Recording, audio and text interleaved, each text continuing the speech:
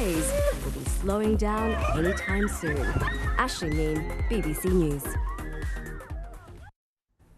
And if you have avoided that, you won't have avoided the song Gangnam Style, so you are familiar with one of South Korea's biggest exports. The music, known as K-pop, movies and TV, very big business in South Korea. And that is no accident. The author Uni Hong describes the industry's rise in her new book, The Birth of Korean Cool, How One Nation is Conquering the World Through Pop Culture.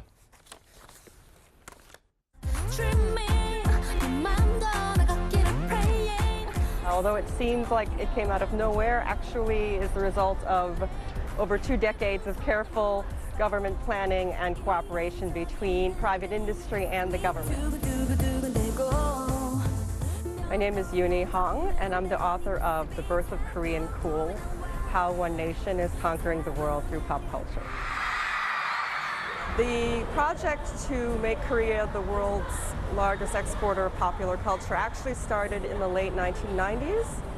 So the president at the time, Kim Dae-jung, realized that he wanted to make more revenue sources for the country, and he came upon the idea of something to do with the World Wide Web. So he decided that he was going to make Korea the most wired nation on earth, and they basically want to replace the United States as the top exporter of pop culture, or at least be a close second. You'll notice that they actually target a lot of countries that are not wealthy. This is a very deliberate strategy, because they're basically capitalizing on the fact that the United States neglects a lot of these economies. Korea's also been targeting countries that happen to be natural enemies of the United States. That's one way that they can sort of take market share away from the American media industry. Korean dramas can be shown prime time in places like Iran.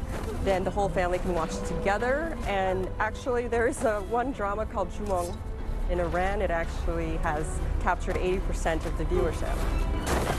The K-pop star-making process is comparable to how Bolshoi ballerinas or Romanian gymnasts are made. So they're recruited at a very young age, something like 12 often. And this is actually one of the secrets behind the success of K-pop throughout the world, actually. It's not enough that everyone can dance really well. Everyone has to dance really well together, and that can really only be achieved if everyone practices as a group from a young age.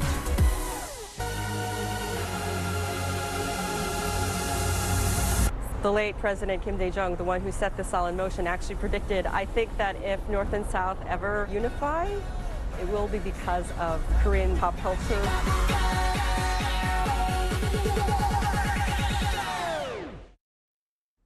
Let's just take you, or leave you now on a much more somber note, I'm afraid. We'll take you back to those pictures just emerging in the past hour or so from Kuala Lumpur International Airport. The bodies of the 20 Malaysian victims of flight MH17 that crashed, of course, in Ukraine in July, just been coming back.